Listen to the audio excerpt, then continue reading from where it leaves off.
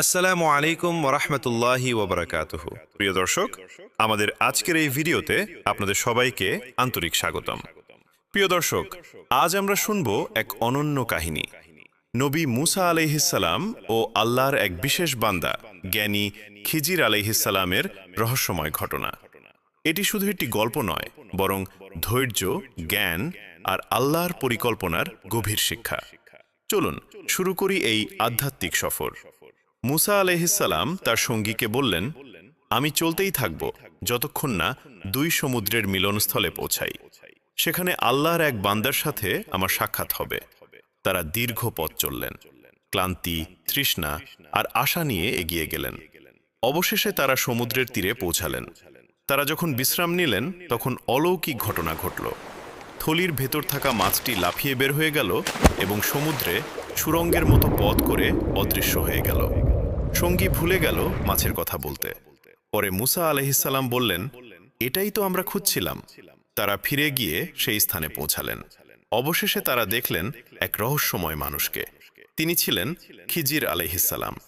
আল্লাহ তাকে বিশেষ জ্ঞান দান করেছিলেন।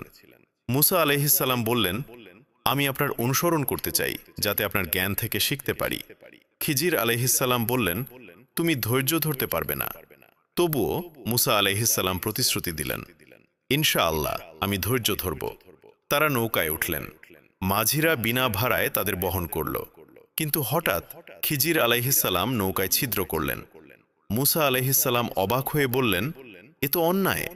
পরে খিজির ব্যাখ্যা করলেন, নৌকাটি ছিল গরিব লোকদের। সামনে এক রাজা সব নৌকা কেড়ে নিত। তাই আমি নৌকাটিকে ত্রুটিযুক্ত করলাম, যাতে তা বেঁচে যায়।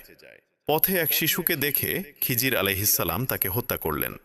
মুসা আলাইহিসসালাম আবার বললেন, এ তো গুরুতর অন্যায়। খিজির ব্যাখ্যা করলেন, শিশুটি বড় হয়ে তার মুমিন বাবা মাকে কষ্ট দিত। আল্লাহ তাদেরকে তার পরিবর্তে আরও ভালো সন্তান দান করবেন। এই শিক্ষা আমাদের মনে করিয়ে দেয়, আল্লাহর পরিকল্পনা সব সময় মানুষের বোধের বাইরে। তারা এক শহরে পৌঁছালেন। লোকেরা তাদেরকে খাবার দিল না। সেখানে একটি দেয়াল ভেঙে পড়ছিল। খিজির আলাইহিসসালাম সেটি মেরামত করলেন। মুসা আলাইহিসসালাম বললেন, আপনি চাইলে এর জন্য পারিশ্রমিক নিতে পারতেন। খিজির বললেন, এখানেই আমাদের বিচ্ছেদ। দেয়ালের নিচে ছিল দুই এতিম শিশুর গুপ্তধন। তাদের বাবা ছিলেন সৎকর্মপরায়ণ। আল্লাহ চাইলেন তারা বড় হয়ে সেই ধন পাবে। খিজির আলাইহিসসালাম বললেন, আমি নিজের ইচ্ছায় কিছু করিনি, সবই আল্লাহ নির্দেশে।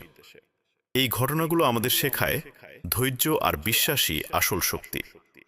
রাসূলুল্লাহ আলাইহিসসালাম বলেছেন, যদি মুসা আলাইহিসসালাম আরও ধৈর্য ধরতেন, আমরা আরও অনেক রহস্য জানতে পারতাম।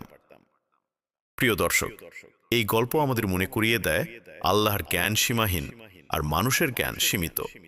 তাই জীবনের প্রতিটি পরীক্ষায় ধৈর্য ধরো, আল্লাহর উপর ভরসা রাখো। এভাবেই আমরা সত্যিকার অর্থে সফল হতে পারি।